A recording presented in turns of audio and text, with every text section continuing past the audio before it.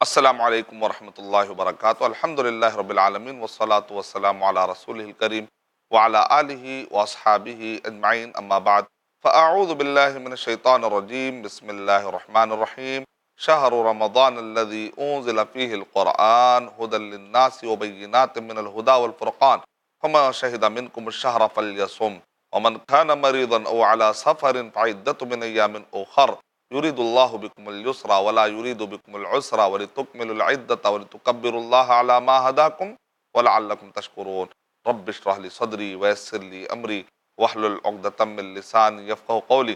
میں سب سے پہلے اللہ سبحانہ وتعالیٰ کا شکر بجا لاتا ہوں، بے پایا درود و سلامتی ہو محمد مصطفیٰ صلی اللہ علیہ وسلم پر۔ محترم ناظرین کرام، رمضان المبارک کا ایمان کے 6 ارکان سے بڑا گہرا تعلق ہے۔ گزشتہ ایپیسوڈ میں نے آپ کو ایمان کا معنی کیا ہے بتایا تھا، ایمان کا معنی مطلب لغت میں اور اصطلاح میں کیا ہے بتایا تھا، اور اسی طرح ایمان کے جو 6 ارکان ہیں اور ایمان کا جو پہلا رکن اللہ پر ایمان لانا، اس کے بارے میں نے تفصیلات دی تھی۔ اور اگر کوئی آپ سے پوچھے کہ کیسے آپ اللہ تعالیٰ کو ثابت کر سکتے ہیں، اور کچھ اگر دہری، کوئی اگر لاجک، کوئی عقل سے بھی اگر آپ پوچھتا تو کس طرح اس کو جواب دینا چاہیے، ان تؤمن باللہ و ملائکتہ، اور اللہ سبحانہ وتعالیٰ کے فرشتوں پر ایمان لانا۔ ایک آدمی قرآن مجید کو جانے گا تو اس کے بعد قرآن مجید کے اندر جو بھی غیبیات بتائے گئے ہیں سب کو خود بخود جانے گا۔ تو اسی وجہ سے علماء کہتے ہیں اگر کوئی آپ سے یہ پوچھے کہ تم کیسے سائنٹیفیکلی ثابت کر سکتے ہو یا عقلی طور پر کیسے ثابت کر سکتے ہو کہ تم فرشتوں کے بارے میں کیا کہتے ہو، ایسے جتنے بھی سوالات ہوتے ہیں نا، تو آپ سب کو یہ کہیے کہ آپ کے پورے سوالات ہیں قرآن مجید کے بیس پر جو ہم مانتے ہیں۔ تو پہلے آئیے قرآن مجید پر گفتگو کریے۔ تو گزشتہ ایپیسوڈ میں اور کل تقریباً 30 ایپیسوڈ میں نے قرآن مجید کے تعارف میں دیے ہیں، انشاءاللہ وہ ایپیسوڈ یہ سارے کام آئیں گے۔ اگر کوئی آدمی قرآن مجید کو کیسے آپ ثابت کر سکتے ہو کہ اللہ سبحانہ و تعالیٰ کی کتاب ہے، کسی انسان نے اس کو اپنی طرف سے نہیں لکھا ہے، کیسے آپ ثابت کر سکتے ہیں، تو انشاءاللہ وہ سارے ایپیسوڈ آپ کو کام آئیں گے۔ اب ایک مسلمان جس نے قرآن مجید کو مان لیا ہے اور عقیدہ رکھتا ہے کہ اللہ سبحانہ و تعالیٰ کی طرف سے ہے، تو اب آئیے اس قرآن مجید کے اندر جو جو چیزیں ہیں اور صحیح احادیث میں جو ہے ایک مسلمان یقیناً مانے گا۔ تو ان تؤمن باللہ و ملائکتہ، کہ تم اللہ پر ایمان لاؤ اور فرشتوں پر ایمان لاؤ۔ فرشتہ ملک کی جمع ہے ملائکہ، اور کچھ فرشتے ہیں جن کے بارے میں ہم کو تفصیلات معلوم ہے ناموں کے ساتھ، اور کئی ایسے فرشتے جس کو آپ گن نہیں سکتے۔ مثال کے طور پر والطور وکتاب مستور فی رق منشور والبیت المعمور، بیت معمور کے بارے میں ہے کہ ایک مرتبہ ایک بہت ہزاروں کی تعداد میں فرشتے طواف کرتے ہیں اور پھر قیامت تک ان کو موقع نہیں ملتا۔ اندازہ لگائیے کتنے فرشتے ہیں، اور رات اور دن میں فرشتوں کا آنا جانا لگا رہتا ہے۔ ہر انسان جو آتا ہے تو اس کے ساتھ ایک فرشتہ لگا ہے، قرین فرشتے کا ہے، ایک قرین یعنی دوست، ایک دوست اس کے ساتھ لگا ہوا ہے جن کا، اور اس کو جو جن کا دوست ہے اس کو برائی کی طرف بلاتا ہے، فرشتہ جو دوست ہے وہ اس کو اچھائی کی طرف بلاتا ہے۔ کتنے انسان آ رہے ہیں دنیا میں اور جا رہے ہیں، تو آپ اندازہ لگا سکتے ہیں یعنی کہ فرشتوں کا گننا بہت مشکل ہے۔ نبی اکرم صلی اللہ علیہ وسلم نے ارشاد فرمایا اطت السماء فحق لها ان تطہ، کہ آسمان میں چر چر کی آواز، جیسے چارپائی پہ آواز آتے ویسے چارپائی کی ایسی آوازیں آ رہی ہے، تو اور حق پہنچتا ہے کہ آسمان سے ایسی آواز آئے، کیونکہ کوئی جگہ ایسی خالی نہیں، یا تو فرشتہ رکوع کی حالت میں ہے یا تو فرشتہ سجدے کی حالت میں۔ قرآن مجید میں اللہ تعالیٰ ارشاد فرما رہے ہیں ان قرآن الفجر کان مشہودا، سورہ بنی اسرائیل کے اندر، کہ فجر کا ٹائم وہ ہے جبکہ فرشتے حاضر ہونے کا ٹائم ہے۔ جہاں کہیں پر بھی مجلس ہوتی ہے، نیک باتیں ہوتی ہے، تو وہاں پر فرشتے جمع ہو جاتے ہیں اور اللہ سبحانہ تعالیٰ کی طرف سے رحمت ڈھانپ لیتی ہے۔ جو کچھ بھی آپ نیکی کرتے ہیں تو لکھنے والے اس کو لکھ لیتے ہیں۔ تو فرشتوں کی اپنی ایک کائنات ہے، عرش کو اٹھانے والے فرشتے الگ ہے۔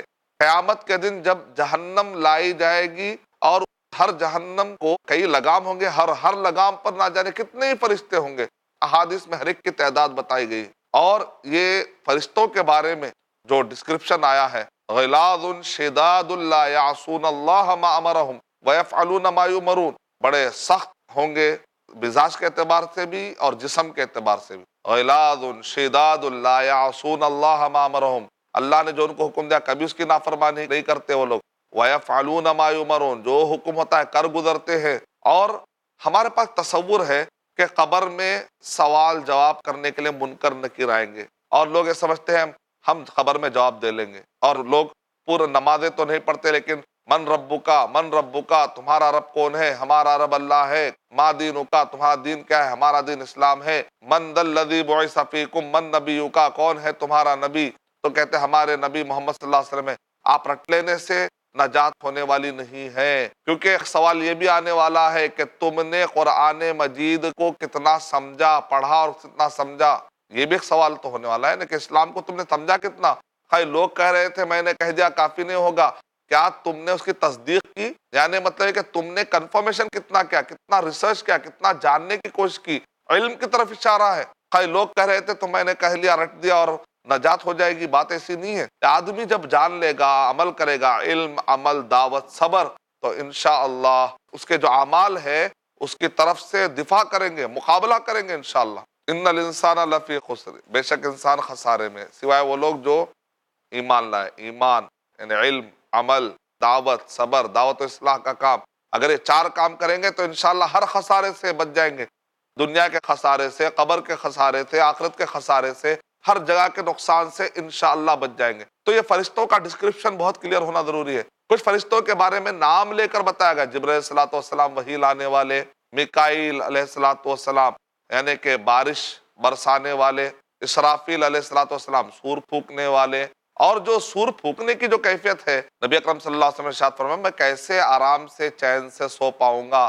سور پھونکنے والا فرشتہ سور کو منہ میں لے چکا ہے، وَحَنَّا جَبْهَتَهُ، اور اس نے جھکا بھی دیا ہے اور اس نے منہ میں لے لیا ہے، یعنی کہ مطلب یہ ہے کہ اس حالت میں لے لیا، خالی بس پھونکنا ہے۔ ایگزیکٹ اس کی کیفیت کا اللہ بہتر جانتے ہیں، یعنی کہ تیار ہے۔ ایسا نہیں ہے کہ جیسے اللہ تعالیٰ آرڈر دیں گے کہ آپ سور پھونکے تو وہ سور ڈھونڈ رہا ہو یا سور لینے کی کوشش کر رہا، نہیں، پوری طرح سے تیار ہے۔ تو جب یہ حالت ہے تو میں کیسے آرام سے اور چین سے سو سکتا ہوں؟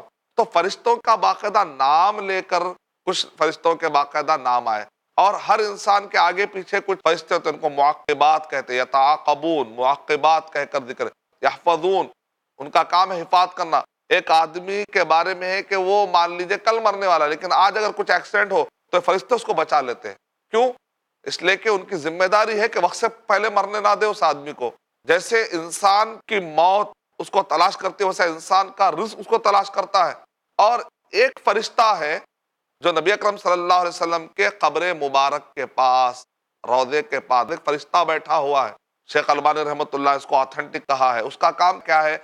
جہاں سے بھی دنیا سے کوئی سلام یا درود بھیجتے ہیں تو وہ فرشتہ نبی اکرم صلی اللہ علیہ وسلم کو انفارم کرتا ہے، یعنی نبی اکرم صلی اللہ علیہ وسلم کے خدمت میں وہ سلام اور وہ درود پیش کیا جاتا ہے۔ اور نبی اکرم صلی اللہ علیہ وسلم کہہ رہے ہیں کہ اللہ تعالیٰ میرے اندر روح کو واپس بھیجتے ہیں اور میں اس کا جواب دیتا ہوں۔ بعض لوگ کہتے ہیں اب دنیا میں ایک وقت پہ کئی لوگ تو درود بھیج رہے ہیں، کئی لوگ سلام بھیج رہے ہیں۔ نبی اکرم صلی اللہ علیہ وسلم نے جب ارشاد فرمایا کہ میری روح لوٹائی جاتی ہے، وہ فریکشن آف سیکنڈ میں کیسا ہوتا ہوگا، اس کی کیفیت کو جاننے کی کیا ضرورت ہے؟ ہم کو جب کہہ دیا گیا کہ روح لوٹائی جاتی ہے تو بس روح لوٹائی جاتی ہے، نہیں روح لوٹائی جائے گی تو پھر جائے گی، آئے گی، تکلیف ہوگی، آپ کو لانے اور لے جانے کی ذمہ داری دی جا رہی ہے، نہیں لے جانے کی ذمہ داری دی رہی، تو پھر جو ہے اس کو ایسے الفاظ میں رکھ دیا جائے، بات ختم انشاءاللہ۔ تو یہ میں جو قرآن جو حدیث میں جو بات آ رہی ہے میں سمجھنے کی کوشش کر رہا ہوں، لیکن اس کے مقابلے میں الفاظ بدل دے، معنی بدل دے، تو مجھے کم سے کم یہ بات سمجھ میں نہیں آ رہی۔ میں ایک ڈسکشن کے طور پہ بات رکھنا چاہ رہا ہوں۔ میرا مقصد آپ کا بھی احترام ضروری ہے، آپ نے اگر کوئی چیز سمجھی ہے تو آپ کا بھی احترام کرنا مجھ پر لازم ہے، لیکن میں اس سے زیادہ نبی صلی اللہ علیہ وسلم کے الفاظ کا احترام کرنے کی میں بات یہاں کر رہا ہوں۔ تو ایک بات جو ڈسکشن دماغ میں آئی ہے تو ایک ڈسکس کر رہا ہوں بس، تو ہو سکتا ہے کہ یہ ڈسکشن کسی کو سمجھ میں آ جائے، واللہ عالم بالصواب، کیونکہ ہر انسان کوشش کرتا ہے اسلام کو سمجھنے کی، قرآن و حدیث کو سمجھنے کی، اگر اس میں کچھ غلطی ہو جائے تو اللہ تعالیٰ ہماری اصلاح فرما دے۔ جو حدیث میں جو بات آ رہی ہے میں سمجھنے کی کوشش کر رہا ہوں، لیکن اس کے مقابلے میں الفاظ بدل دے، معنی بدل دے، تو مجھے کم سے کم یہ بات سمجھ میں نہیں آ رہی۔ میں ایک ڈسکشن کے طور پہ بات رکھنا چاہ رہا ہوں۔ میرا مقصد آپ کا بھی احترام ضروری ہے، آپ نے اگر کوئی چیز سمجھی ہے تو آپ کا بھی احترام کرنا مجھ پر لازم ہے، لیکن میں اس سے زیادہ نبی صلی اللہ علیہ وسلم کے الفاظ کا احترام کرنے کی میں بات یہاں کر رہا ہوں۔ تو ایک بات جو ڈسکشن دماغ میں آئی ہے تو ایک ڈسکس کر رہا ہوں بس، تو ہو سکتا ہے کہ یہ ڈسکشن کسی کو سمجھ میں آ جائے، واللہ عالم بالصواب، کیونکہ ہر انسان کوشش کرتا ہے اسلام کو سمجھنے کی، قرآن و حدیث کو سمجھنے کی، اگر اس میں کچھ غلطی ہو جائے تو اللہ تعالیٰ ہماری اصلاح فرما دے۔ تو دیکھیے یہ ایک فرشتہ ہے، یعنی کہ اللہ سبحانہ و تعالیٰ نے فرشتوں کا انتظام کتنے وسیع پیمانے پر کیا ہے، آپ اندازہ لگائیے۔ نبی اکرم صلی اللہ علیہ وسلم نے ارشاد فرمایا زمین میں کچھ سیاحین ہیں فرشتے، ان کا کام ہے کہ یبلغون سلام امتی، جو بھی امت سلام بھیجتی ہے ان کا سلام پہنچا دیتے ہیں فرشتے، یعنی کہ فرشتوں کو اللہ سبحانہ و تعالیٰ نے کام دیا، ان تؤمن باللہ و ملائکتہ۔ تو فرشتوں کا جو سسٹم ہے نا، اس پر ایمان لانا بہت ضروری ہے۔ بعض لوگ یہ سوال کر دیتے ہیں تو اللہ تعالیٰ فرشتوں کے محتاج ہے کیا؟ نہیں، ایک بادشاہ ایک کام کر سکتا ہے لیکن وہ کہتا ہے کہ تم یہ کرو، تو اس سے فلاں کی عزت بڑھ جاتی ہے کہ بھئی بادشاہ ان کو خاص خاص کام دیتے ہیں اپنے، مطلب یہ کہ اس آدمی کی بڑی اہمیت ہے۔ تو اللہ سبحانہ و تعالیٰ فرشتوں کو اگر کوئی کام دے رہے تو اس میں فرشتوں کی عزت بڑھ رہی ہے۔ اللہ تعالیٰ محتاج نہیں ہے، اللہ نے ان فرشتوں کو پیدا کیا، اللہ کیا محتاج رہے گا؟ کن فیکون، اللہ کا تو معاملہ ہے کہ ہو تو ہو جاتا ہے۔ لیکن اللہ سبحانہ و تعالیٰ کی مشیت ہے کہ اللہ سبحانہ و تعالیٰ ایک نظام بنا کر کام کرتے ہیں، اللہ کی ایک سنت ہے کہ ایک نظام اور ایک سسٹم بنا کر اللہ نے اتنا کام کرتے ہیں۔ اللہ نے فرشتوں کو پیدا کیا اور فرشتوں سے اللہ تعالیٰ کام کرا رہے ہیں، یہ اللہ سبحانہ و تعالیٰ کی ایک سنت ہے۔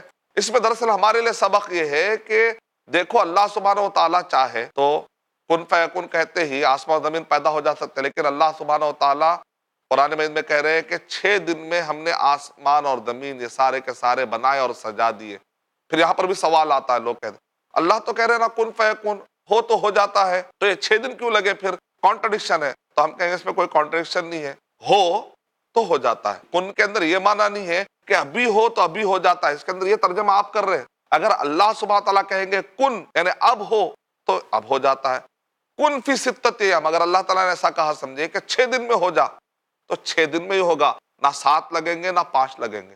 کیوں؟ اس لیے کہ اللہ نے کہا کن ہو جا، کتنے دن میں ہو جا وہ اللہ تعالیٰ کے مشیت پر ڈیپینڈ ہے۔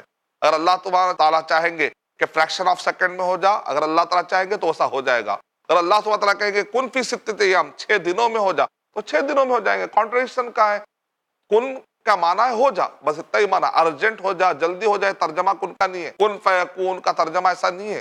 کن فیکون کا معنی ایسا ہم کر کے بتا رہے ہیں کہ ہو جا تو ہو جا، تو کن کا معنی ارجنٹ کا معنی نہیں ہے، کن کا معنی ہو جائے، اتنا ہی ہے۔ اب وہ کتنے میں ہوگا؟ جتنی مشیت اللہ کی، اگر اللہ کی مشیت یہ ہے کہ 6 دن میں ہو تو 6 دن میں ہوگا، 1 دن میں ہو تو 1 دن میں ہوگا، فوراً ہو تو فوراً ہو جائے گا، دیر سے ہو تو دیر سے ہو جائے گا۔ یہ اللہ سبحانہ تعالیٰ کے مشیت پر ڈیپینڈ۔ تو اللہ تعالیٰ فرشتوں کے محتاج نہیں ہے، یہ اللہ سبحانہ تعالیٰ کی سنت ہے کہ اللہ سبحانہ تعالیٰ اپنا ایک کام سنت کے مطابق کرتے ہیں۔ جیسا کہ اللہ سبحانہ تعالیٰ نے دنیا میں پورا ایک نیچر بنایا۔ ایک آدمی کو سونا ہے، ایک آدمی کہے گا میں سوؤں گا نہیں زندگی بھر، تو اپنے نیچر سے مقابلہ کر رہا ہے، نہیں، اس کو اپنا نیچرل جو نیڈس ہے اللہ تعالیٰ نے وہ نیچرل جو نیڈ بنائی ہے اس کے حساب سے ہی اس کو لائف گزارنا پڑے گا۔ وہ خواہ مخواہ کے اگر وہ اپنے نیچر سے مقابلہ کرنے کی نیچرل جو نیڈس ہے، نیچرل جو طریقہ اس کے خلاف جانے کی کوشش کرے گا کہ بھائی آگ ہے نا تو مجھے آگ کیا جلائے گی، ایک آدمی ہاتھ ڈال دے گا اور آگ اگر اس کو جلا ڈالے تو اس کا ذمہ دار وہ خود رہے گا، تو اس کو چاہیے کہ وہ جانے۔ تو اللہ سبحانہ و تعالیٰ نے ایک سنت بنائی ہے اور اس سنت کے مطابق اللہ سبحانہ و تعالیٰ ایک کام کرتے ہیں، اور بعض اوقات اللہ سبحانہ و تعالیٰ اس سنت کو روک دیتے ہیں اللہ تعالیٰ اپنی قدرت بتانے کے لیے۔ جیسے مثال کے طور پہ آگ کا کام کیا ہے؟ جلانا۔ ابراہیم علیہ السلام کو آگ میں ڈالا گیا تو آگ جلاتی نہیں ہے۔ شیخ ثناء اللہ امرتسری رحمۃ اللہ علیہ نے ان لوگوں کے لیے، کچھ نیچرسٹ ٹائپ کے لوگ ہوتے ہیں، وہ کہتے ہیں کہ نہیں ایسا معجزہ نہیں ہوا ہوگا، کیونکہ آگ کا کام ہے جلانا، تو بس جلانا۔ بھائی جلانے کی طاقت کس نے دی؟ اللہ نے۔ اللہ چاہے تو اس طاقت کو روک سکتے کہ نہیں روک سکتے؟ روک سکتے۔ پانی کو بہنے کی طاقت کس نے دی؟ اللہ نے۔ لیکن موسیٰ علیہ السلام جب فرعون سے بچ کر بھاگ رہے تھے اس وقت پر پانی رکا کہ نہیں رکا؟ اس کے رکنے کی طاقت، بہنے کی طاقت دینے والا بھی اللہ، تو اس کی طاقت چھین بھی سکتا ہے اللہ۔ اسی کو تو معجزہ کہتے ہیں کہ ایک عام آدمی جو خارق عادت اس کو کہتے ہیں، عادت کے طور پہ جو چیزیں ہوتی ہے، جو سنت کے مطابق جو چیزیں ہوتی ہے، اور جو ایک فینومینا جو عادت کا بن جاتا ہے، اس کو توڑنے والا تو اللہ ہی ہے۔ اللہ تعالیٰ کی وہ شان ہے کہ اللہ تعالیٰ جو عادت کو چاہے توڑ کر اس کے مد مقابل میں اللہ سبحانہ و تعالیٰ ایک نئی سنت بھی جاری کر سکتے۔ تو فرشتوں کا ٹاپک سمجھنے کے بعد ان تؤمن باللہ، فرشتوں سے متعلق ہماری گفتگو چل رہی تھی، ان تؤمن باللہ، وملائکتہ وکتبہ، اور اللہ تعالیٰ کی طرف سے جو کتابیں نازل ہوئی رمضان مبارک میں، اللہ تعالیٰ کی طرف سے کتابیں نازل، پہلے دہا میں صحف ابراہیم اور تورات، دوسرے دہا میں زبور اور انجیل، تیسرے دہا میں قرآن مجید نازل ہوا۔ تو آپ نے اس سے اندازہ لگایا کہ قرآن مجید، تورات، انجیل، زبور، صحف ابراہیم کا رمضان مبارک سے کتنا بڑا گہرا تعلق ہے۔ کچھ راز، کچھ حقیقتیں آپ سمجھنے کی کوشش کر رہے ہوں گے کہ آخر اس وحی کا، اللہ تعالیٰ کا جو سلسلہ، یعنی آسمان سے زمین کا ایک رشتہ قائم ہو رہا ہے، اور اس سے قائم ہونے کے لیے رمضان مبارک کا مہینہ چنا جا رہا ہے، اس کا مطلب رمضان کی بڑی اہمیت ہوگی نا۔ اگر ایک چیز کی اہمیت کا اندازہ ہوگا تو آپ بھی اس کی چیز کو اہمیت دیں گے۔ مثال کے طور پہ آپ ٹرین میں بیٹھ کر جا رہے ہیں اور آپ جو ہے نا پریپیئر کر رہے ہیں کہ مجھے جاب مل جائے، جاب مل جائے۔ جس بڑی کمپنی میں آپ جاب کے لیے انٹرویو دینے جا رہے ہیں، آج وہاں پر جاب مل جائے، آج وہاں پر جاب مل جائے، اور بازو وہاں پر آپ کا جو بیٹھا ہوا ہے اسی کمپنی کا سی او بیٹھا جس کے ہاتھ میں آپ کے جاب دینے کی ذمہ داری ہے، تو آپ کیا کرتے ہیں؟ بازو بیٹھا تو پتہ نہیں، کئی انسانوں میں وہ بھی ایک انسان ہوگا، لیکن آپ ایسے ہی بیٹھ جاتے ہیں، ایسے ہی بیہیو کرتے ہیں۔ لیکن جب کمپنی میں جا کے دیکھتے ہیں کہ وہ آدمی جو بازو بیٹھا ہوا تھا نا، وہی یہاں کا سی او جہاں پر میں انٹرویو دینے کے لیے، تو اچانک آپ تھوڑا سا اٹینشن، اپنے آپ کو چتر، چالاک، تھوڑا سا ایکٹیو ایک انسان، یعنی تعارف جب تک نہیں تھا تو ہو سکتا ہے کہ آپ ایسے ہی بیٹھ گئے ہوں گے، لیکن جب تعارف ہوتا ہے تو آدمی اہمیت دینے لگتا ہے، توجہ دینے لگتا ہے۔ رمضان مبارک کا تعارف نہیں ہے سنی سنائی انداز میں، بس رمضان آ رہا ہے، لوگ بھوکے ہیں، میں بھی بھوکا رہ جاؤں گا، نہیں۔ آپ کو معلوم ہونا چاہیے کہ اس کی امپورٹنس کیا ہے۔ آسمان کا رشتہ زمین سے قائم ہو رہا ہے، وہی کے سلسلے جاری ہو رہے ہیں، اللہ سبحانہ تعالیٰ بندوں سے بات کرنے کے لیے وہ رمضان مبارک کا مہینہ چنے ہیں۔ تو جس وقت پر آخری پیغام نازل ہوا قرآن مجید، صحیح احادیث، تو نبی صلی اللہ علیہ وسلم کو جو نبی بنایا گیا وہ رمضان مبارک کا مہینہ تھا۔ نبی صلی اللہ علیہ وسلم کے جو مشن کا آغاز ہوا، رسالت کا، نبوت کا، رمضان مبارک تھا۔ قرآن مجید جب نازل ہوا تو وہ رمضان مبارک کا مہینہ تھا۔ موسیٰ علیہ الصلوۃ والسلام کو کوہ طور پر بلایا گیا، 30 روزے رکھائے گئے، پھر 10 کا اضافہ کیا گیا، 40 دن، اس کے بعد ان کو تورات دی گئی، کوہ طور پر بلا کر وہ روزے کی حالت میں تھے، وہ رمضان کا مہینہ تھا۔